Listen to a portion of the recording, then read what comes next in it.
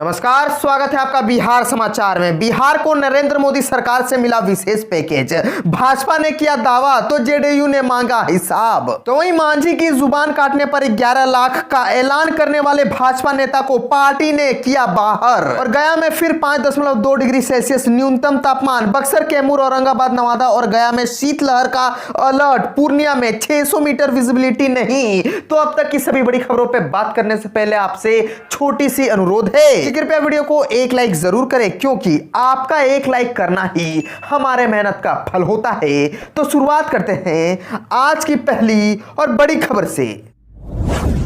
बिहार को नरेंद्र मोदी सरकार से मिला विशेष पैकेज। भाजपा ने किया दावा तो जेडीयू ने मांगा हिसाब। बिहार को विशेष राज्य का दर्जा देने की मांग को लेकर अब एनडीए के अंदर घमासान मचा हुआ है। भाजपा ने इस मुद्दे पर बिहार को विशेष सहायता केंद्र से मिलने की दलील सामने रखी, तो अब जेडीयू ने इस मामले को लेकर बीजेपी पर निशाना साधा है। जेडीयू के संसदीय बोर्ड के राष्ट्रीय अध्यक्ष उपेंद्र कुशवाहा ने सवाल खड़े कर दिए हैं और भाजपा से पूछा है कि विशेष पैकेज का ये पैसा किन किन मदों से मिला और कैसे मिला, इसका हिसाब दे। उपेंद्र कुशवाहा ने कहा कि भाजपा भी बिहार में सरकार के साथ है, भाजपा के लोग भी सरकार में शामिल है, इसीलिए उन लोगों को यह बताना चाहिए कि विशेष सहायता की राशि कहां और किस मद में खर्च हुई है। बिहार को विशेष राज्य का दर्जा मिलने के मुद्दे पर उन्होंने कहा कि इसे राजनीतिक मुद्दा बनाने की जरूरत नहीं है। अगर नीति आयोग की रिपोर्ट में यह माना गया है कि बिहार पिछड़ा है, तो बिहार को विकसित बनाने के लिए केंद्र को इसे विशेष राज्य का दर्जा देना चाहिए। और उपेंद्र कुशवाहा ने भाजपा को सलाह दी और कहा कि विशेष राज्य का दर्जा के लिए सभी पार्टियों को मिलकर और खासकर भाजपा के लोगों को इसे ईगो का विषय बना लेना चाहिए और केंद्र सरकार से इस मुद्दे पर बात करनी चाहिए। बिहार को वाजिब हक दिलाने के लिए यह कदम जरूरी है। वहीं आने वाले समय में विशेष राज्य के मुद्दे पर जेडीयू की तरफ से आंदोलन करने की बात चेतावनी भी उपेंद्र कुशवाहा ने दे दी। बता दें कि विशेष राज्य के दर्जे पर सूबे की सियासत अभी गरमाई हुई है।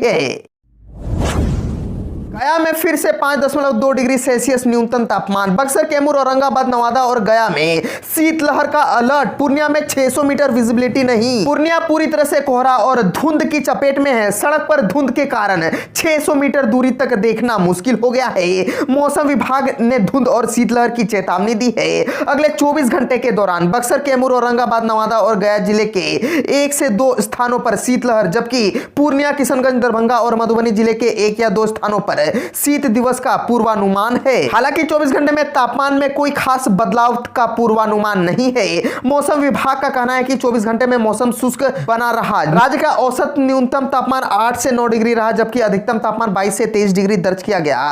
राज्य में सबसे कम न्यूनतम तापमान 5.2 डिग्री सेल्सियस गया में रिकॉर्ड किया गया। पटना में 7.6 डिग्री सेल्सियस, भागलपुर में 9.5 डिग्री, पूर्णिया में 9.7 डिग्री, वाल्मीकि नगर में 8.2 डिग्री, मुजफ्फरपुर में 10.8 डिग्री, छपरा में 10 डिग्री, दरभंगा में 9.6 डिग्री और सुपौल में 10.9 डिग्री रहा। मौसम विभाग का कहना है कि हल्के से मध्यम स्तर का कोहरा प्रदेश भर में 1 या 2 स्थानों पर देखने को मिला है।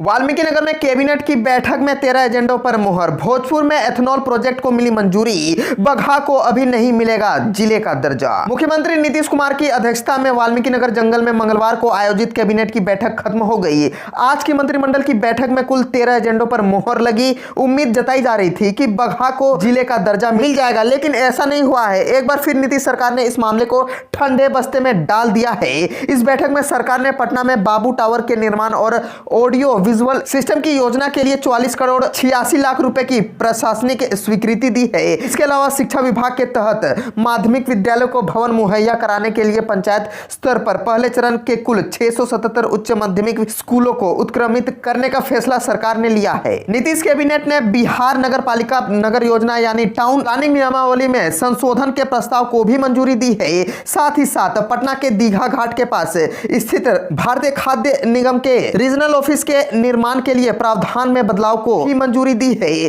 सरकार ने पशु एवं मत्स्य संसाधन विभाग के लिए प्रधानमंत्री मत्स्य संपदा योजना के तहत केंद्रों के अलावा राज्य सरकार के योगदान के तौर पर 16 करोड़ 30 लाख 60 हजार की प्रशासनिक स्वीकृति दी है।